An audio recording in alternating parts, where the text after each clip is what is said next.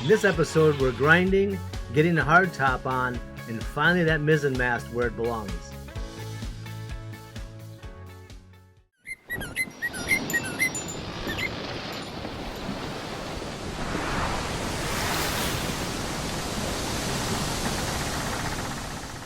Mixed Russian dentist and American engineer with 30 years age difference who throw it all away for ocean exploration. Sell everything, fix the old boat, and sail away. Time for big guns.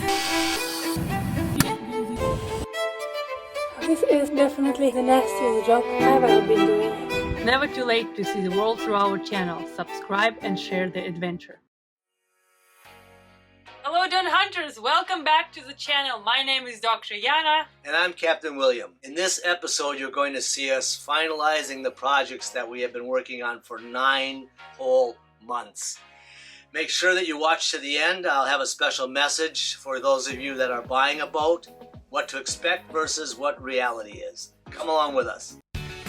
We did test the sandblasting. Now we're gonna test grinding.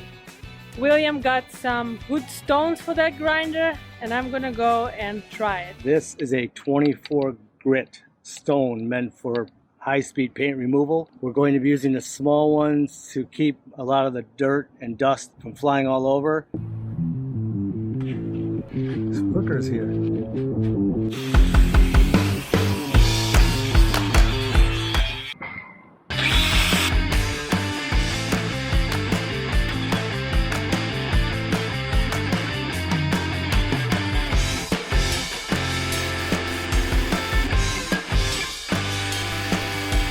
My estimation, it actually doesn't look that bad. We don't have to remove all the paint with sandblasting, just basically to prove a point that we can. We're gonna grind the bad spots. I'm gonna put myself in the whole protective gear, and we're all gonna just grind away. For now, grinding off.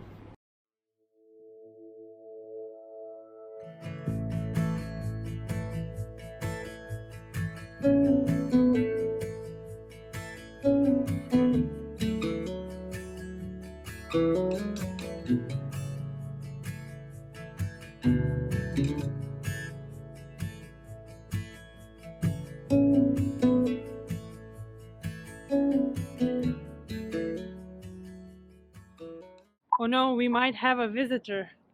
We think that raccoon got inside the hull of our boat because that's his paws all over. Yeah, the only way to know if he's there or not, we have to go inside. I'm afraid what we're gonna find there. I'll put you first. Thank you.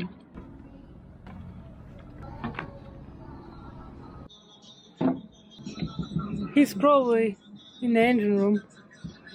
Laughing. No, he's not here. See, I told you and you said it's... Ooh. Yeah, I didn't see Wow, it got worse. This is how our typical porthole looks from the inside. All of this dark parts is all wet, all moldy. I can't even breathe here because it's humid and moldy here. You can see that all the wood has rotted. We probably will have to replace it, or I don't know if the sanding gonna make it. When we were grinding the boat, all the dust flew in here through the hole, right? Yeah, where the water's leaking, the dust also leaked because the boat has positive negative pressure. So it sucked it all in. Yeah, this all has to be oiled. I'm back next day. You can see now everything with the daylight. It actually looks much worse than it was looking yesterday. All this. So I brought some rags and some Murphy oil with me.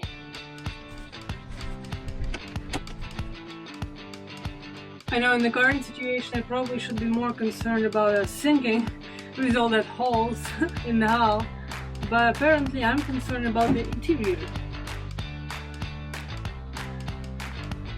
I feel like the more we are in the boatyard, the more disaster the interior is going to become, and the more time we will have to spend to restore it back. Whoa, you scared me shit. Hello? The ghost. What you doing in here? Cleaning your mess. It's your bathroom and you're in the mess, so we don't want to talk about that. What are you doing? Keep trying to find ways to put a stern thruster, which now I know why they didn't do it from the factory. If it was easy, it would not be this boat. So I'm trying to get the pipes either welded for the jet thruster or find a place to put the external round thruster. Looks a little bit better. All this trash. I think I saved door and bathroom for a little while. Hopefully I will not have to do that again this month. Good morning. We are finally to the next phase, which is getting the Rustlock 6980 painted onto the steel. We ground from here to here so that we're going to paint the boat in sections now.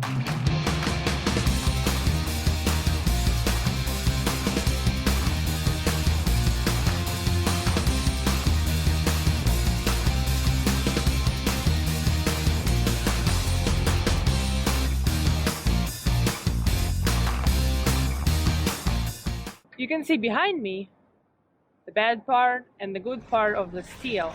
And that happened because That happened because 10 years ago, the previous owner bead blasted the boat and then they didn't put the correct sealer. The funny thing is that in some parts, paint did stick fine, but in some, it did not. All of this happened only in between the railing. The actual corpus of the boat is fine, the hull. So this is only like little part. Also, the owner later on had to go back every other month and fix the rust because the water would come into the crack of the paint and sit there, and then a new rust spot would appear. He would constantly be fixing that back and forth. Yeah, that's why we are removing all the paint and now repainting that. Some parts it seems okay, and then in a couple of months it cracks and then it appears again. Today finally I'm fixing this rear hatch issue. Started out by removing the bottle gas tank because we're no longer going to use gas except for the grill. It's all going to be electric off solar. And this had two hatches which had leaks in between them and then a hatch to the master stateroom. We cut all that away, taking stainless steel, and I welded completely around to make a brand new frame. And now the hatch will go on the stainless steel and be 2 inches above the deck, so the water is not going to be able to come up and get back down in. So now we have a double-size hatch, no more bottle gas, and plenty of storage. Finally, we're getting this done. You can see all of the rusty pieces that were here. This was all rusted out. That's where all the water was coming inside the bilge. So the best was to eliminate the channels, which were drains holding water, cut them out, and put all new steel.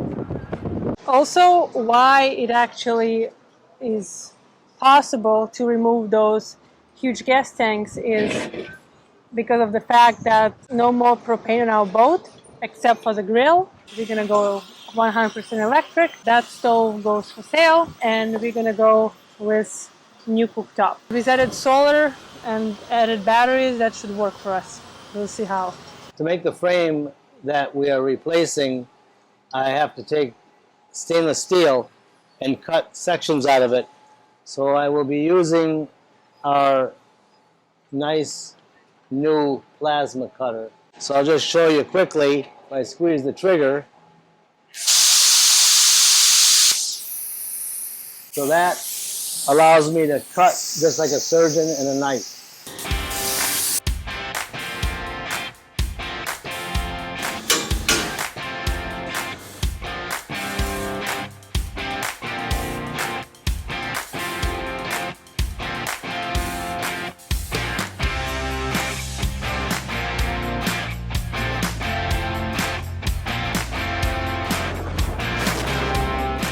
Gone with gas. in with electric. The box is made to withstand both bottles of gas blowing up because it was designed and built to commercial standards. So that thing weighed more almost than the rudder. We can make our door out of the bedroom from here. I can open it up, sneak out, go to the marina bar, come back again. Oh, maybe we won't.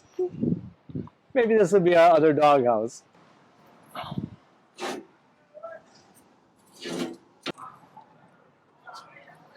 So this will be our new hatch frame. So the hatch will come and sit on top of this. Now we have all this gap so water doesn't run inside. And we have this space here for water to drain out the sides. So no more water inside, and we have a huge storage area now for bikes, scooters, wives. So now the fit is perfect. I can go back and finish welding it and weld the other cross piece and now be working on the top. As you saw yesterday, we cut away the double hatch, cut all the rotted stuff away, and now I've made a new stainless steel frame which will weld in place for stability and strength, and now it's raised 2 inches above the deck so the water isn't going to be able to run and go underneath. I took the 2 hatches, welded them down the center on the top and on the bottom, and now I'll be able to utilize the same hatches as one large hatch. So I've doubled the access space.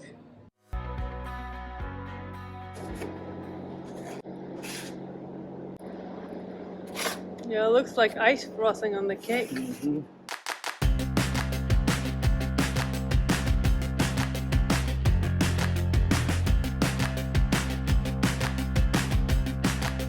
Now that the hardtop is near completion, there are small areas that we want the water to run off and not be sitting in gaps. So by mixing the all-fill, it's a special boat filler putty that's not like body putty. So we fill it into all the grooves, we wait for it to harden, we rough sand it with 80 grip, and then we do one more thin layer and rough sand that with 220 and then 400 so we can paint over it. So we're right now in the very first layer on the front of the hardtop.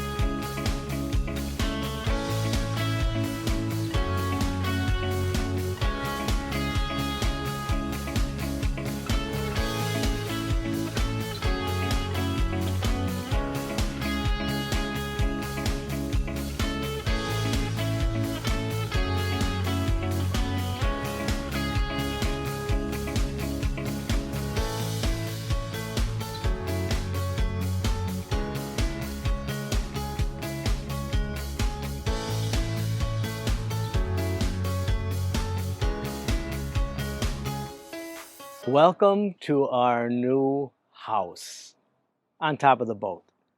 Finally got the hardtop up, raised it with the crane, and the inside is amazing. Come on in. Now we'll be out of the weather. This is going to be all teak on the bottom, and then the instrument panel over the top. Old mast was here and had to sit here and drive. That's not for a captain. Or up here and drive. Now the mast back here. Now we have proper seating. There'll be a sliding door here and here. The mast has been repositioned. We're welding on the new chain plates that on a previous episode I was making them. Now we're actually attaching them to the upper portion of the rooftop. They are up here and they're being welded to the substructure all the way down to the bottom of the boat. mock-up for the windows is here. And come on to the old ugly hatch that we started months ago cutting away, because that is also new.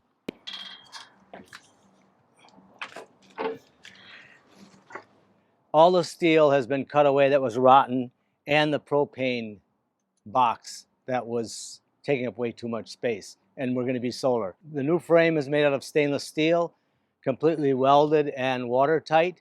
No more leaks into the bedroom, no more leaks into the bilge.